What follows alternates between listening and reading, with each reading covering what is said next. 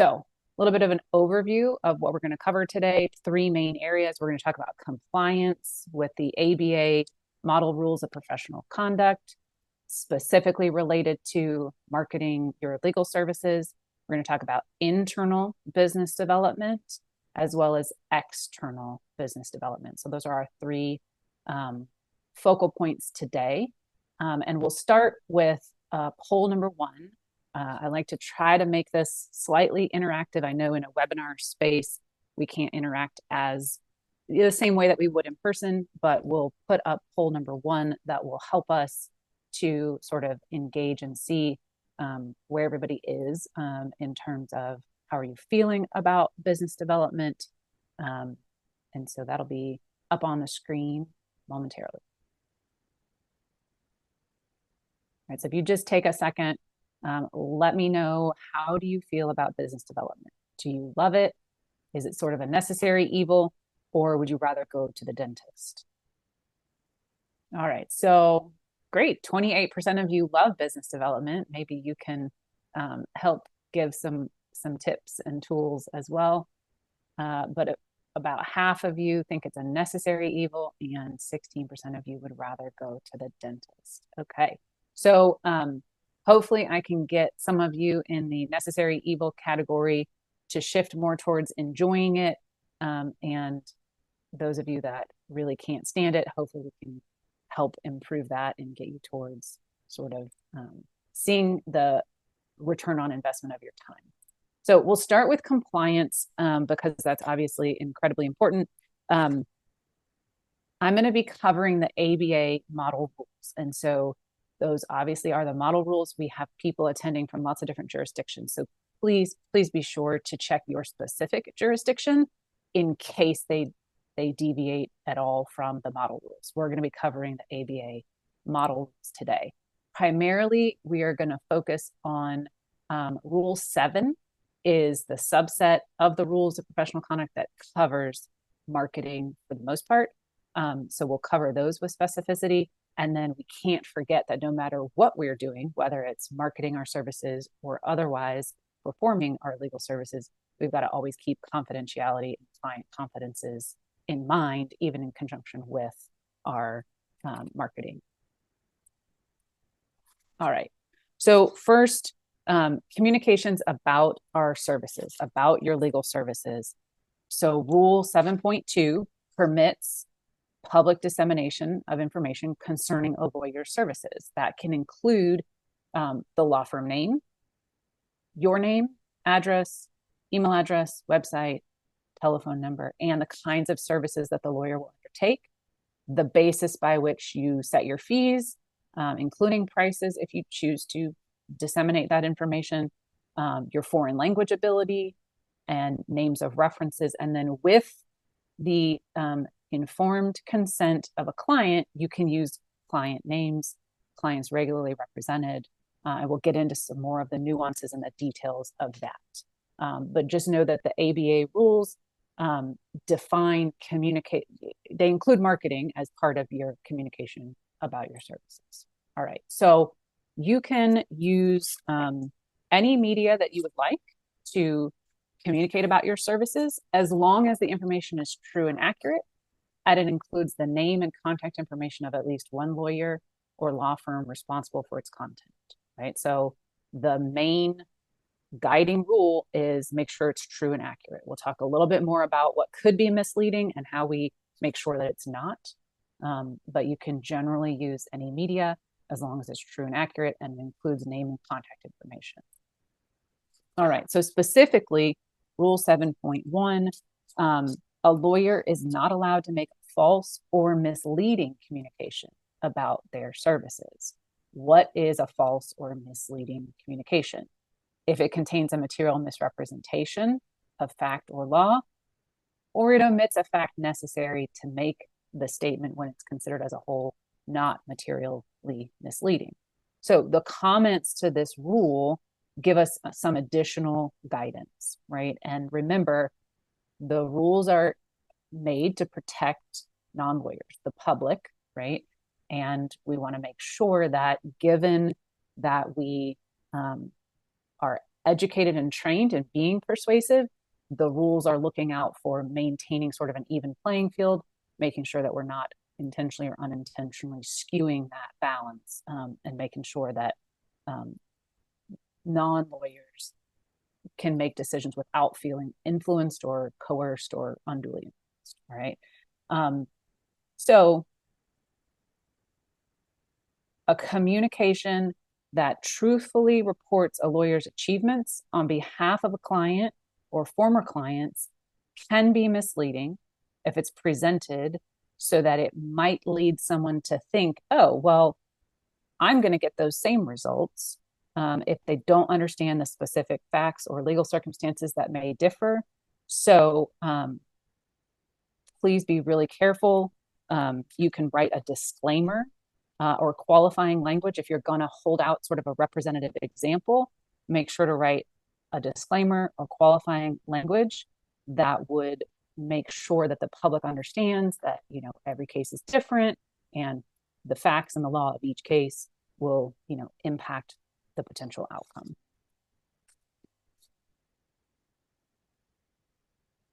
All right. Rule 7.2c talks about specializations. So you need to be careful not to state or imply that you're certified as a specialist in a particular field of law unless you've been certified by an approved organization or authority, and also then hold out the name of that certifying organization in the communication, right? So in North Carolina, there's family law specialists, there are elder law specialists. I'm sure other jurisdictions have specialists that you have to take a specialist exam. Make sure that if you're holding yourself out as a specialist, that you have the certification through the appropriate authority and that you are indicating the authority that has certified you in those communications. All right, and then as I mentioned, no matter what we are doing, we always have to keep 1.6 in mind to protect client confidentiality.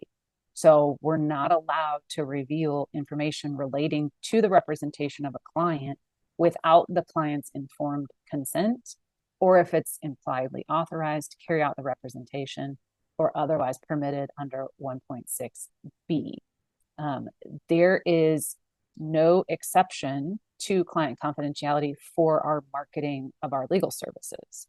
And so the best practice, if you're going to include name or case outcome in your marketing, is to get the client's consent in writing to that disclosure. That way you are sure that you have the informed consent confirmed in writing to disclose their name or their case information as part of your marketing. All right, so what about soliciting business? What, when, and how may lawyers solicit business? Let's start with a definition of solicitation. So Rule 1.3 of the ABA model rules defines solicitation as a communication initiated by or on behalf of the lawyer or the firm, directed to a person that the lawyer knows or reasonably should know needs legal services in a particular matter, and offers to provide, or reasonably could be understood as offering to provide legal services for that matter. So that's what solicitation is from the ABA Rule 7.3 perspective. What can lawyers do or not do with regard to solicitation? Lawyers are prohibited from soliciting professional employment by live person-to-person contact when a significant motive for doing so is your pecuniary gain, unless you fall into one of these exceptions. The person that is being solicited is a lawyer or has a close family, personal, or prior business relationship or professional relationship with the lawyer or the law firm, i.e., an existing or former client, or routinely uses for business purposes the type of legal services being offered. So remember the rationale that I said earlier for the rules is trying to create this even playing field. So these are some of the exceptions because the authors of the rule decided that lawyers weren't subject to being unduly or influenced or coerced, if you have an existing relationship or a prior business relationship, or if you are in the business of routinely hiring legal counsel, then these are all exceptions to the live person-to-person solicitation. We'll talk later about other forms of solicitation that are not live person-to-person solicitation. So some of the examples of people who fall into these exceptions could be maybe in-house counsel who is a lawyer, or some corporate designee who routinely hires outside counsel to represent the entity. Entrepreneurs who regularly engage in business. Small business owners who routinely hire lawyers for, say, example, lease or contract issues. So those are some examples of people that would fall into the exceptions.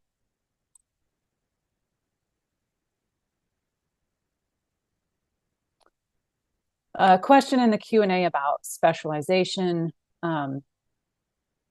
Although you shouldn't say you're a specialist without the certification, is it also off limits to say I generally specialize mostly in? I would not use specialize or any version of that word. I would say I generally practice in, or predominantly handle, right? I would use some other way of getting to that point without saying specialist. That's what my recommendation would be. All right. So we've been talking about this live person-to-person contact. What is it and what is it not? It's in person, face-to-face, live telephone, or other real-time video or auditory person-to-person communications where the person is subject to a direct personal encounter without time for reflection.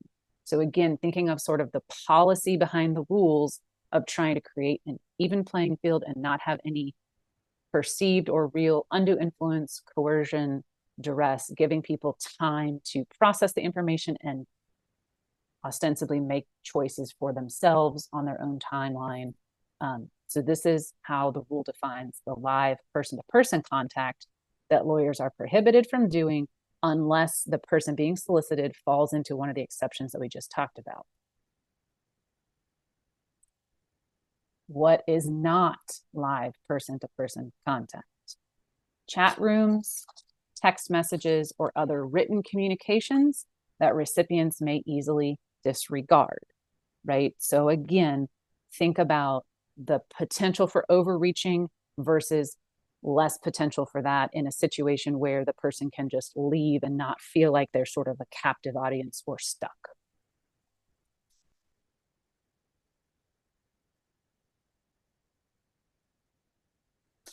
All right, so what is not considered a solicitation and otherwise permissible in terms of advertising your services? Lawyers can generally direct communications that are to the general public through a billboard, an internet banner advertisement, your website, a TV commercial. You can also respond to a request for information. So that is, somebody has initiated and asked you for information, you can certainly respond to it. And an automatically generated response to an electronic search. So for instance, think, if your information pops up when somebody searches for something in Google, that is not a prohibited solicitation.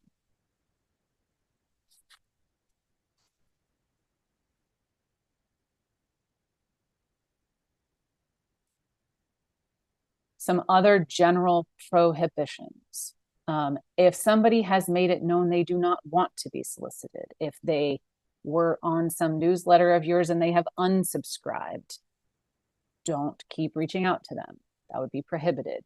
And this probably goes without saying, but because it is a huge part of the policy reason behind the rules, make sure you never solicit using coercion, duress, or harassment. And there is a special attention in the comments to the rules with regard to vulnerable populations like the elderly, the disabled, or the handicapped populations, or those for whom English is not their first language. So be extra attentive to that vulnerable population that the rules are trying to protect.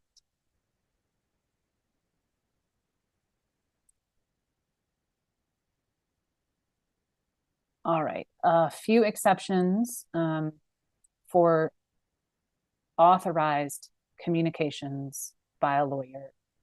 There's no prohibition on communications authorized by law or ordered by a court or other tribunal. So one example in the comments is notice to potential members of a class in a class action.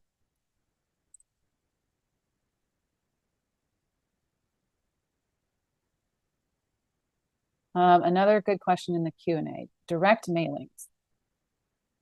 For example, I see many law firms that send letters or postcards to property owners based on public records, advertising property tax appeal services. Do you see any problem with that practice?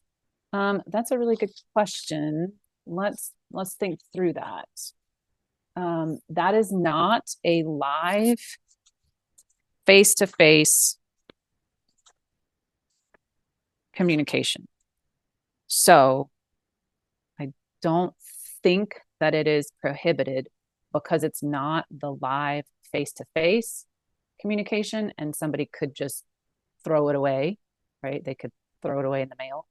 So I think I haven't thought through that more than just 2 seconds, but I don't think that's prohibited by the rules in 7 of the ABA model rules.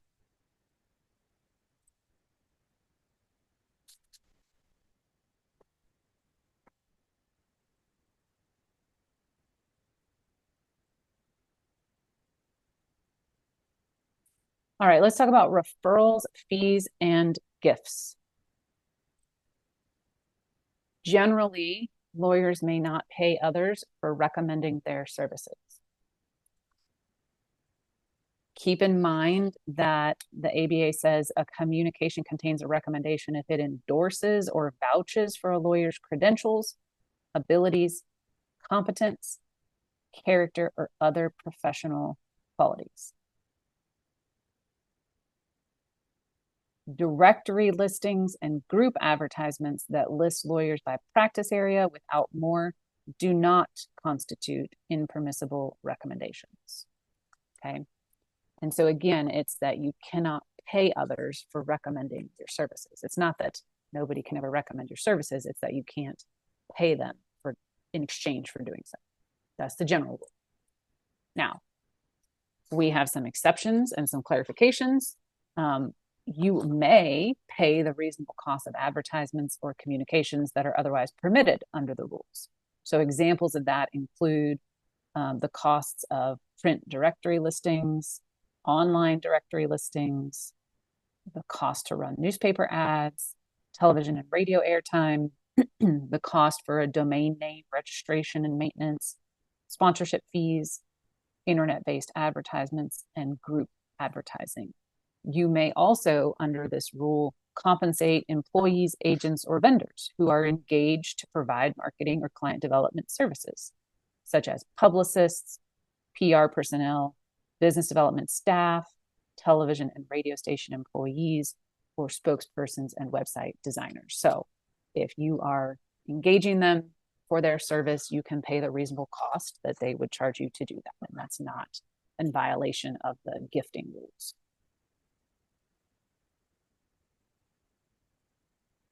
You can also pay the usual charges of a legal service plan or a not-for-profit or qualified lawyer referral service.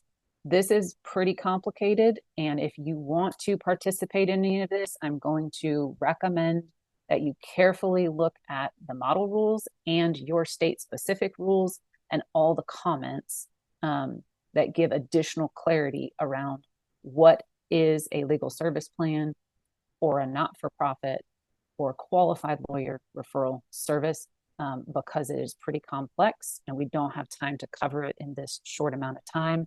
So I'm going to flag that as if that is something that you or your firm are interested in, please drill down carefully into the commentary, and then also consider getting prospective advice from your state bar. I can speak for North Carolina. I presume that other jurisdictions do the same, that if you want to get prospective ethics advice to ensure that you are in compliance, you can ask prospective questions and they will give you an opinion that you can rely upon before you take action to ensure that you're in compliance with the rules.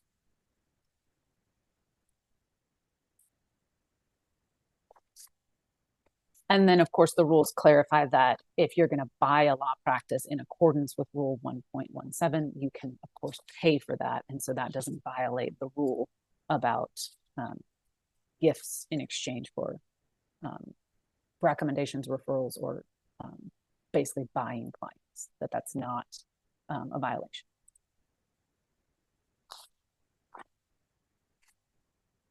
All right. What about reciprocal referral agreements? If you refer clients to another lawyer or a non-lawyer professional per an agreement that they then refer back to you, you can only do that if it is not an exclusive reciprocal referral agreement and the client is informed of the existence and the nature of the agreement. So be careful about reciprocal referral agreements and be sure that you make them non-exclusive and the client is informed of the existence and the nature of the agreement before you enter into it. Reciprocal referral agreements can also not be an indefinite duration and should be reviewed periodically to make sure that they are still in compliance and to make sure that the rules haven't been updated or modified since you perhaps entered into the agreement.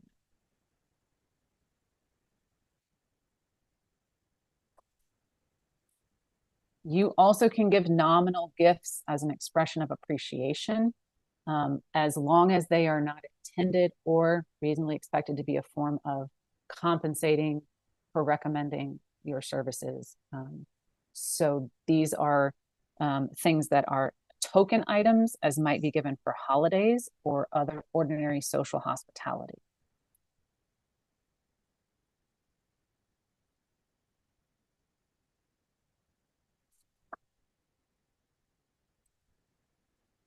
All right.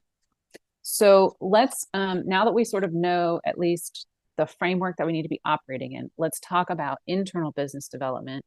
We'll put poll number 2 up and we'll talk about internal business development and then we'll shift to external business development. So what is your biggest challenge when it comes to business development in general, whether it's internal or external business development? Is it your biggest challenge that you don't know how to do it, you don't have the time to do it, or you hate talking about yourself?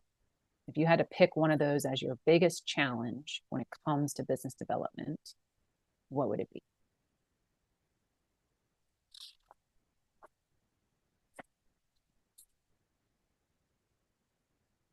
All right, 24% of you think you don't know how to do it. 56% of you think you don't have time to do it. And 24% of you hate talking about yourself.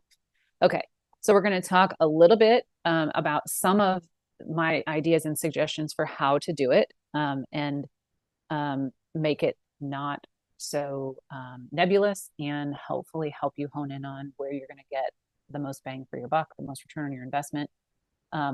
Try to make it as efficient as possible so that you get a good return on your time.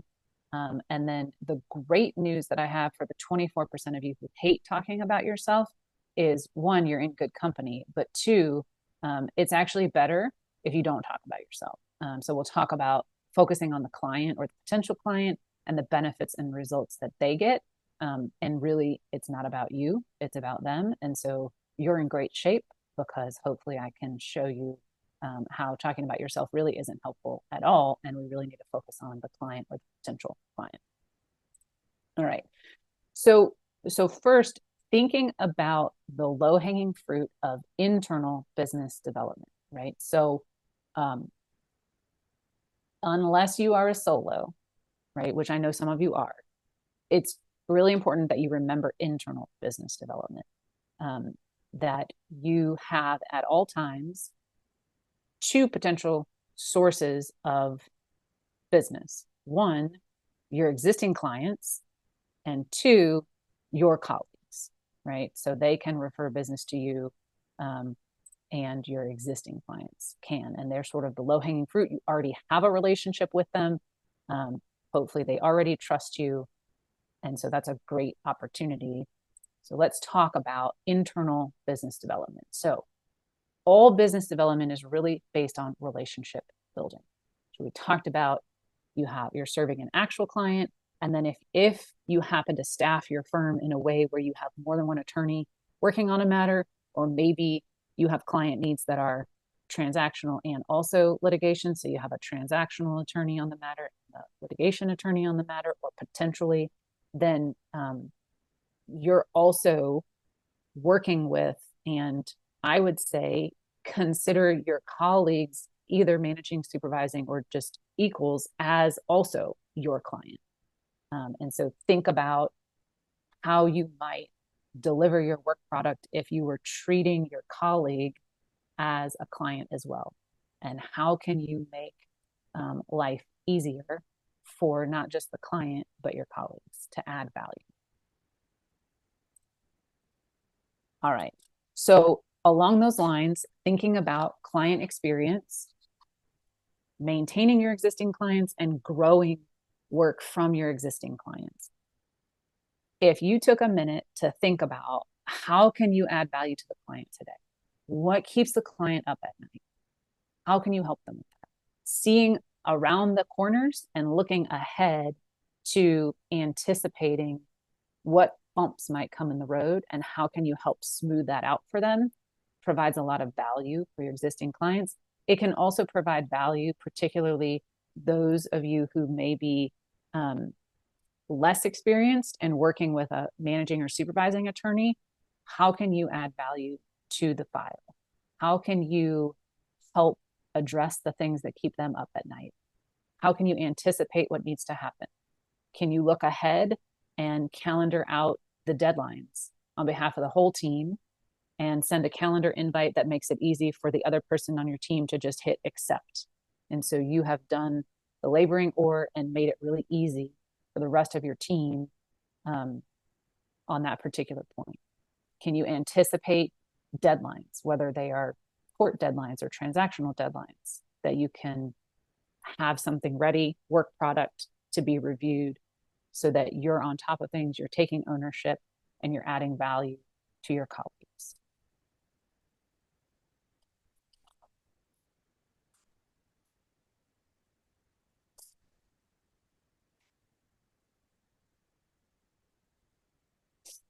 All right, building a personal brand internally. So I didn't realize that this needs to be tapped a few times to like to have all of them on. Okay. So 3 things that I like to think about with building an internal personal brand, and they also translate to building an external personal brand, right? So this is a good use of your time. You maximize your return on your investment by specializing and building this brand internally, and can also leverage it externally. So one thought is become the go-to expert on a particular topic within the firm. That might be e-discovery. That might be electronic case filing, if you have that in your jurisdiction. In North Carolina, the state courts are all 100 counties are laboriously and slowly shifting to e-filing, and that is a process. So if in your firm you can become the expert on that, that's a huge value add to your colleagues. Similarly, e-discovery issues, just to name a few, right? Can you be the go-to expert on that particular subject matter? What about thought leadership? Can you write or speak on something new, developing, or interesting? Can you keep tabs on the FTC and what they're doing with non-competes and what the courts are doing in response to that, right? So that that's sort of your one area that you're going to keep tabs on, and you're going to write and speak on it and stay up to date on it, just for an example. And then also mentorship. Can you build a reputation as a knowledgeable and supportive colleague? If you do that, then you're the go-to whenever anyone has a new question, a potential new client. And so that helps you become top of mind within your firm. You'll see these again in the external business development as options to keep you top of mind.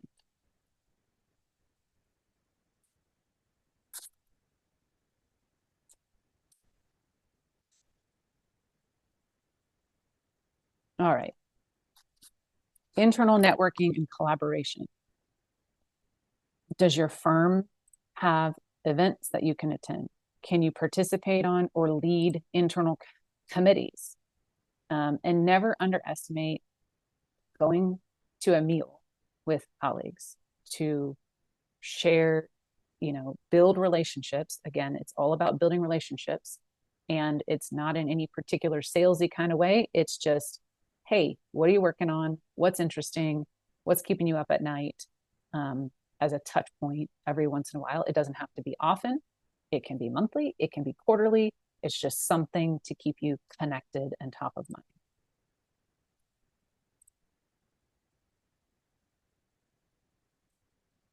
And then internally, think about cross-selling opportunities, right? If you're a transactional attorney and your client needs litigation support and you have that within your firm, what are some cross-selling opportunities? Or if you have an IP specialist and some client needs IP work, right? Where are opportunities, natural opportunities to cross-sell? I've always, for those of you who hate talking about yourself, I've always found it easier to have a wing person. And so then I can talk about that person and that person can talk about me. It's much more natural for me and I enjoy that. So that's one suggestion of how to cross-sell, is to have that wing person and you each talk about each other and the value each other provides instead of talking about yourself.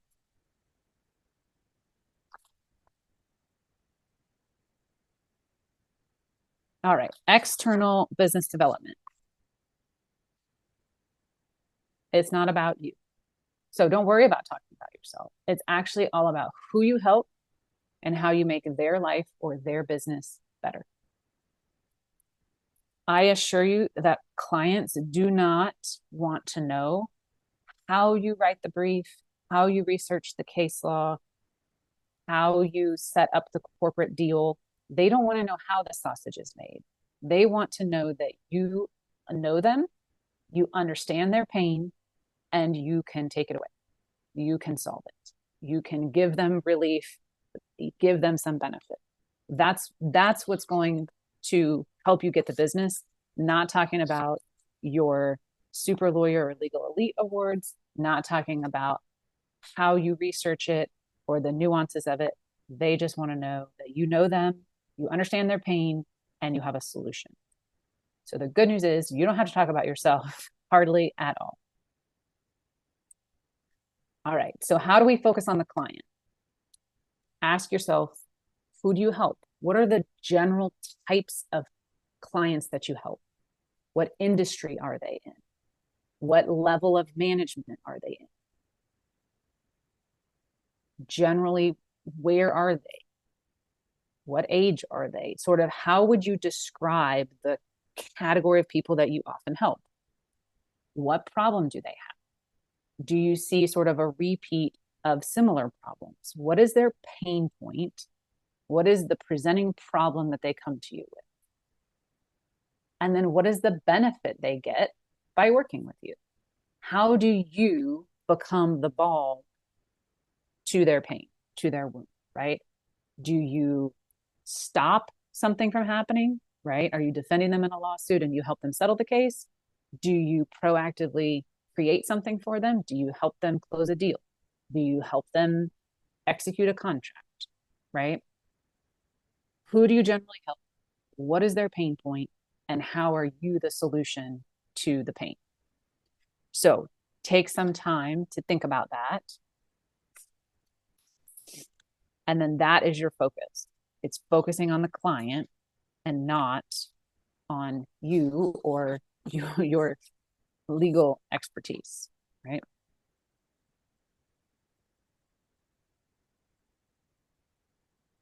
All right. Once you have identified who you help, what their pain point is, and how you solve it, then you can start thinking about speaking and writing opportunities.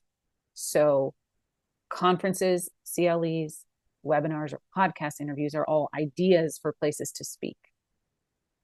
Consider where your ideal client may go. Do they go to trade conferences? Do they read trade publications?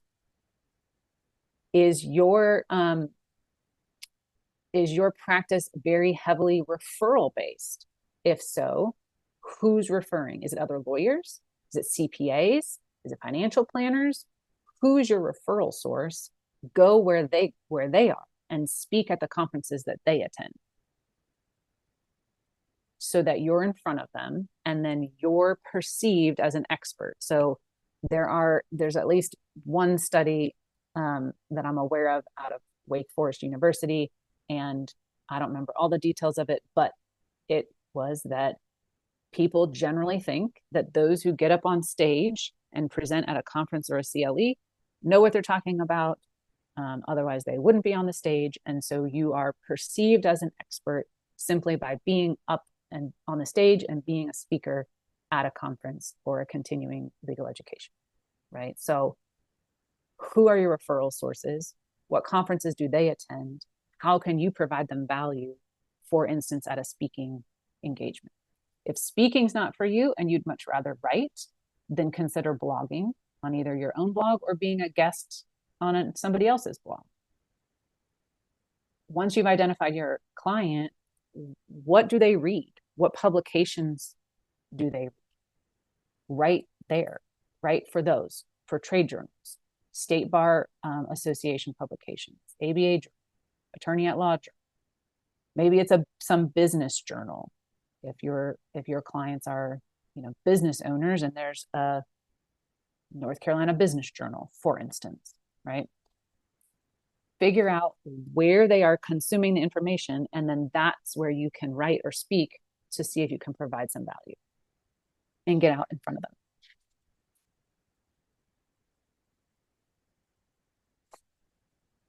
All right. Networking and social events.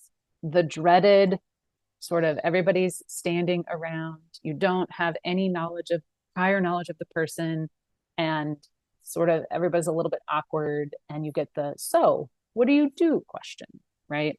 And then you might say, I'm a lawyer. And then they just stare at you because they have nothing else to say or ask. There's no follow-up. The conversation just sort of dwindles.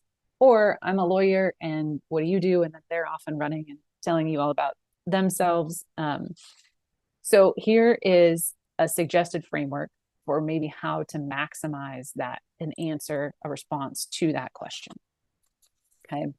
So you could say, I am in the particular type of law that you generally handle, right? I am a real estate lawyer. I've heard people say I'm a dirt lawyer, right? Think about lay people and, how they may not understand what type of law you practice. And so I've always found it funny when real estate lawyers say I'm a dirt lawyer, because I think that resonates with people who aren't lawyers, right? Is there a way that you can explain the type of law that you generally practice in a way that's easily relatable by somebody who's not?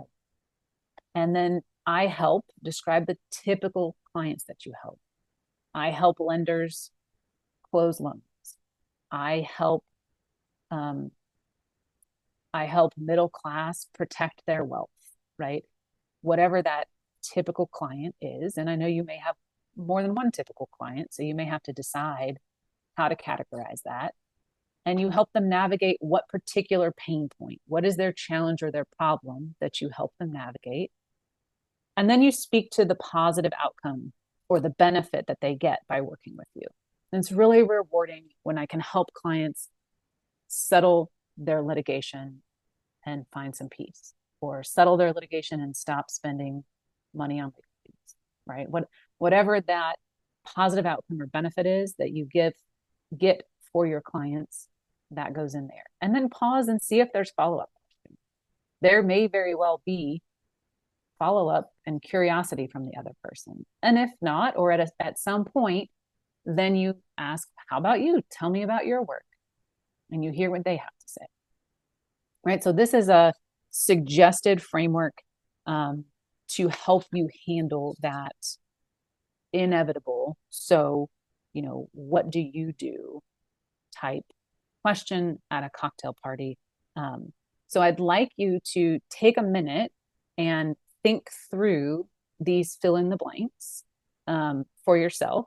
So just take a minute and jot down the specific area of law, one of your typical clients. Again, there may be multiple categories, the specific challenge or the problem that you help them navigate, and the positive outcome or the benefit that they get by working with you. So just take a moment, jot those down, and we'll see if anyone is interested in sharing those in the chat. All right. Is anyone brave enough to put theirs in the chat to share that? All right. I help people make decisions. Can we get any more specific? What kind of people and what kind of decisions are they making? And why do they need to make them? What's the pain point that's causing them to make a decision?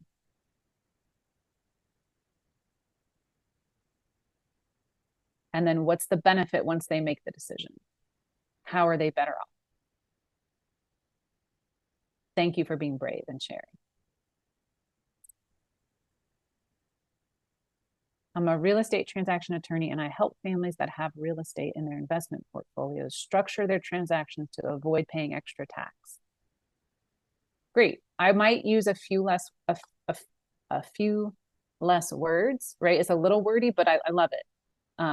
Real estate transaction attorney, you help families maybe that own real estate. I guess I get it that it's in their investment. I help families with real estate in their investment portfolios pay less tax, right?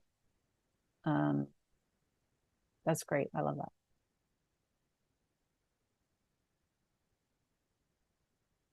Okay, great question. Often the person I am socializing with begins to tell me about a legal issue or a matter that they currently have, and they ask if I can help them. What's the best way to respond? Okay, if they are way off topic of something and you don't want to deal with them, the best strategy that I know is to ask a question, is to just ask questions back, right? So it could be, oh, that sounds interesting. What are you going to do about it? Right? Like if they're trying to get advice from you, you just ask them, well, what do you think? What are you going to do about it? If you don't even want to do that or engage with that, then you can easily say, gosh, there are so many areas of law, and that is not one that's in my lane, right? If it's an issue that you think actually may be something worth exploring, then I would give them my card and say, I have a formal process for potential clients. I have an intake process.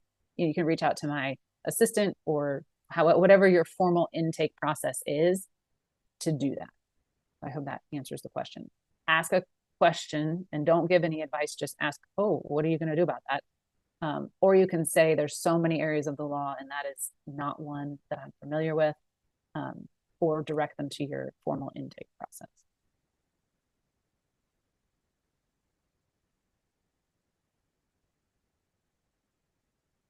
Oh, great, Carol. I love the specificity. I help young parents make decisions about how to plan for their children in case they're not available. Parents feel relieved after meeting with me. Great. Yeah, relieved, peace of mind, reassured. That's great.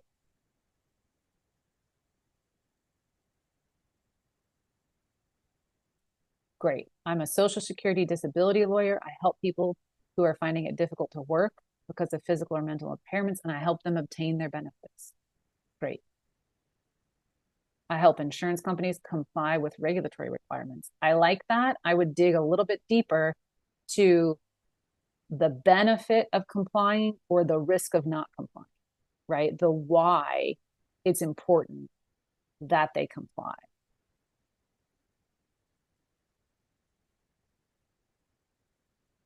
Okay, so I love this. Starting out by saying my favorite thing to do is help new entrepreneurs choose a good business name for their business. So that's a great one. My favorite thing to do, or right now I'm really enjoying doing or working with, right? That's great. So they can protect it from others, and so they don't choose something that they'll have to change in 10 years. Great. Wonderful.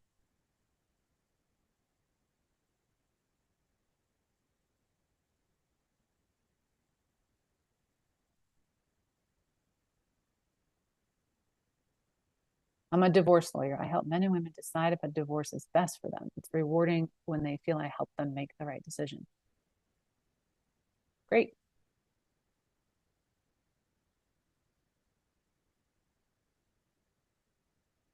And I guess maybe dig into, I know they want to feel like they've made the right decision, but what other benefit do they get when they make the right decision? Do they feel a sense of peace, of ease, of certainty?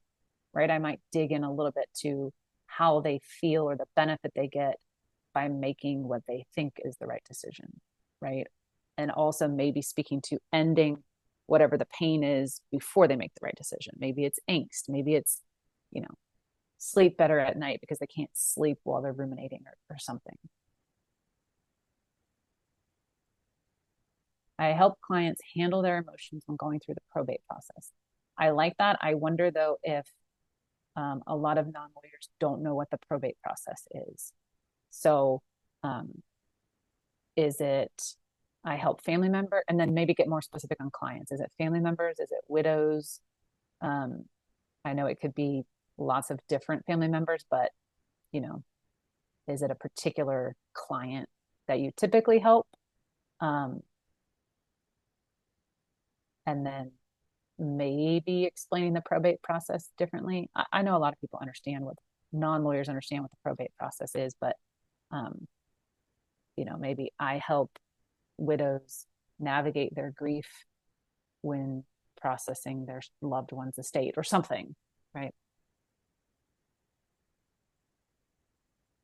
I help individuals file bankruptcy. This provides peace of mind and a fresh start. I think that's pretty powerful. Yeah. Yeah. So helping widows and children of the deceased, right, handle their emotions when going through the estate process. Great.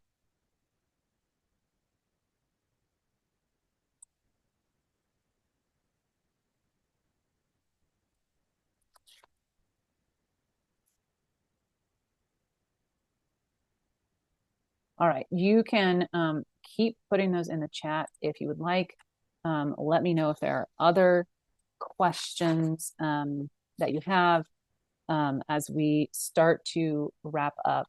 I am an injury attorney, help those who are injured navigate the medical care and billing they're having to deal with unexpectedly. It's rewarding when my clients have peace of mind about their future. Right. Yeah. Navigate the complex and cumbersome care and billing. That's great. Um, a reminder about the part 3 of the essential business skills for busy lawyers. Manage your legal practice like a pro. So we've talked about communication in part 1. We've talked about marketing and business development in part 2.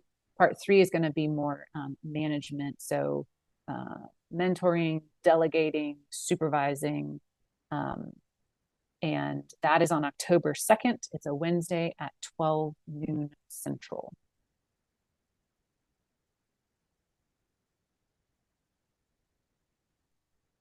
I am an appellate attorney. I draft legal arguments to the court of review and argue that a trial court has erred in its decision.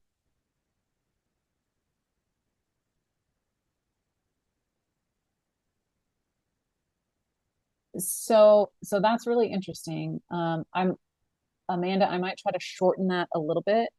I love that you're talking about the highlight of it will be the highlight of my career to have a case accepted there. That's cool. And I love you talking about the typical client feels like they've lost for reasons not supported by the law. Um, so maybe the benefit that they get is a zealous advocate or an opportunity to feel heard where they didn't previously feel heard. Um, and I see that Todd's on. So I'll hand it You over. can take a couple more. That's All we got right, time. great. Oh, I lost my chat. There we go. All right, Steve, we're back to the probate process. It's rewarding when they thank me after the probate is over and say I helped them through it by understanding their feelings. Yeah, that's great, right? So most human beings want to be heard and understood. right? And so if you can help them navigate a foreign and complex process where they feel heard and understood, that's really powerful.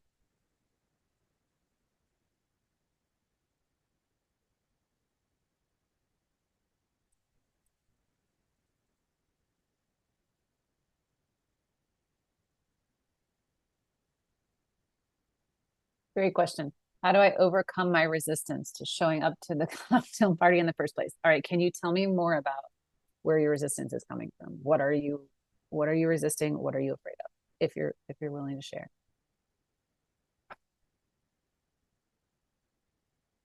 What's getting in the way? What's the obstacle? Lynn says, think about the cocktail. Yeah, we're gonna try to.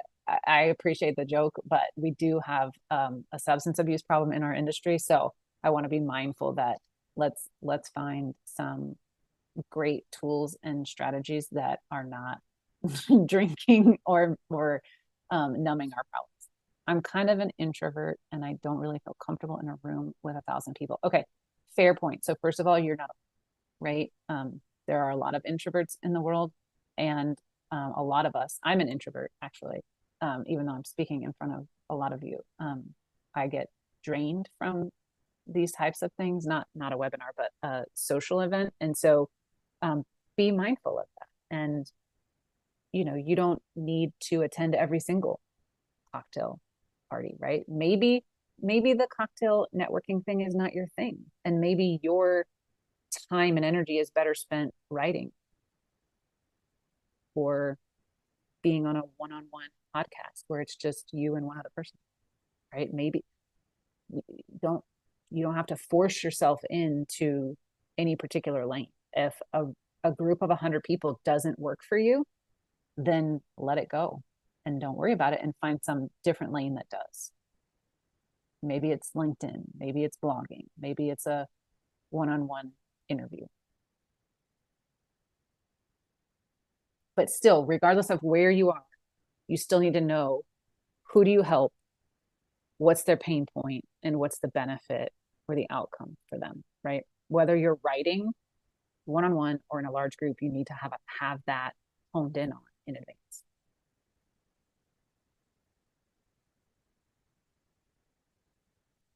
Great question.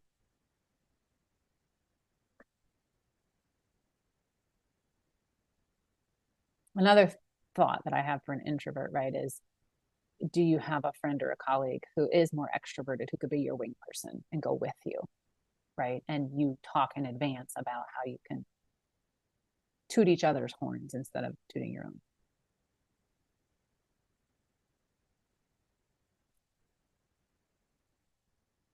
Anyone else want to be brave with another question? You're welcome.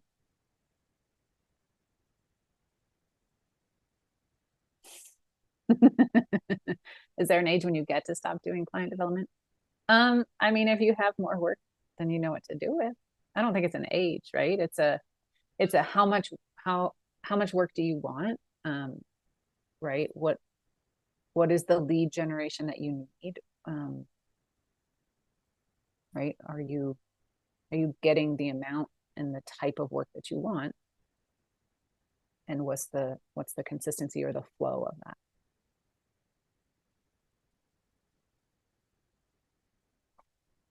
Are there things that are not worth the money for client development? That's a great question. Are you thinking of something in particular?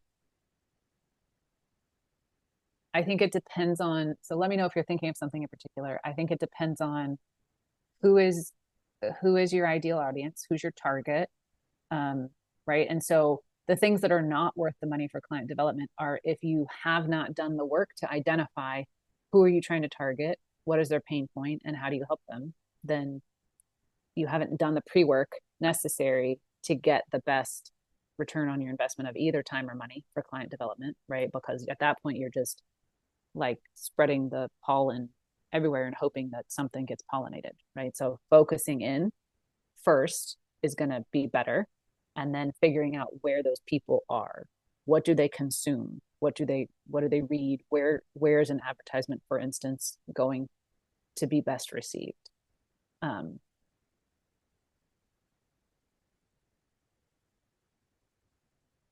A multitude of bar association memberships and referrals. So I'm not familiar with that market, but so I look at bar association memberships slightly differently, right? I that's to me that's not just client development. That is also um, hopefully there's a member benefit like continuing ed or some other member benefit than just networking. But I think you raise a good point to sit down and assess, yearly or maybe every couple of years, what are all of the voluntary memberships in which I am a member? And do I need all of them? Do I need ABA and state bar and local bar? Right? I don't know. You have to make that decision for yourself. But what is the cost? What am I getting out of it? And again, I would hope that some of the memberships are not just for client development, that there's also some other member benefits.